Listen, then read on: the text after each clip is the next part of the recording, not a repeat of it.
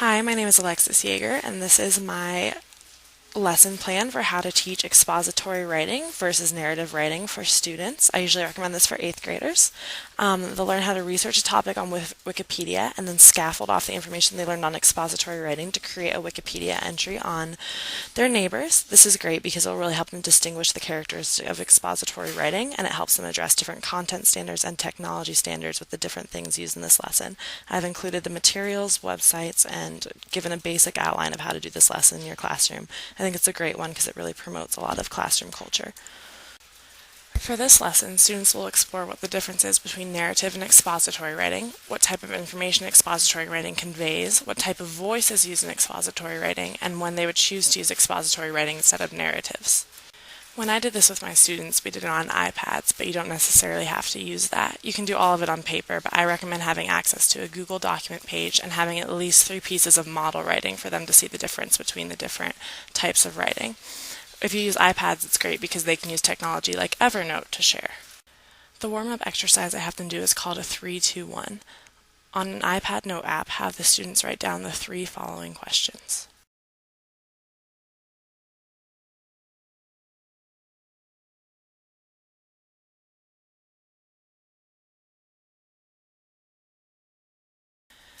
This website is the website I used when I taught this to my students. It really has a lot of great activities for them to walk through the differences between expository writing and then other forms of writing, such as persuasive and narrative.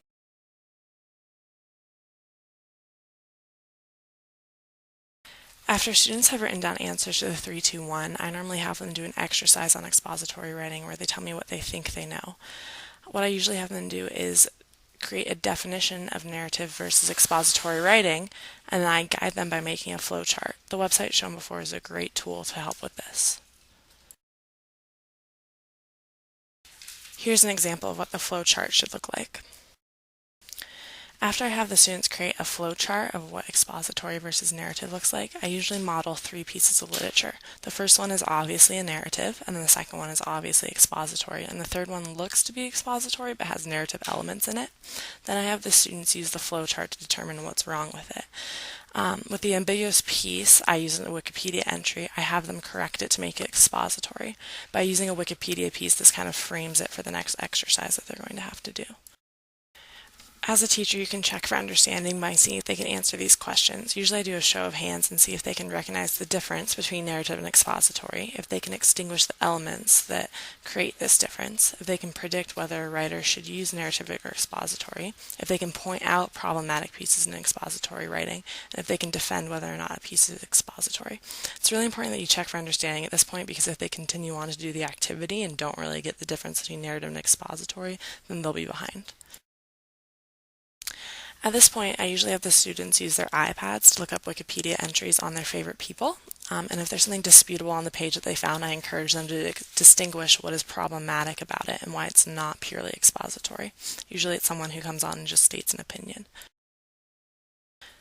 After I have the students look at correct Wikipedia entries, I usually have them swap their 3-2-1 exercise with the person next to them. If they wrote it down, they can just swap the paper, but otherwise I have them use Evernote. Then on their iPad, they need to create a Wikipedia entry using those 6 facts plus 2 other facts, like where the student was born and how many members are in their family. I think those 2 are really good to frame it so they'll automatically start out as more of an expository piece because it's kind of easy to turn it into a narrative when they just know facts about the person sitting next to them. This is when they get to model what they've learned about expository writing. I think it's really great for students to create this because it really helps them learn things about their classmates that they wouldn't have learned otherwise.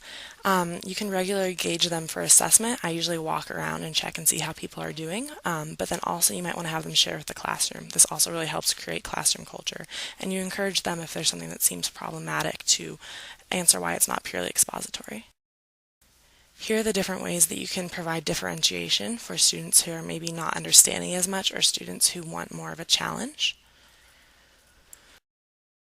For the closure activity, I usually have them reassess the daily learning target, which in this case was to see if we can understand the difference between narrative and expository writing and model a way that we can use expository writing in everyday life. And then if I want to do an extension piece, I usually assign homework where they do this with their parents, where they have a Wikipedia entry that they create on them to be handed in during the next class period.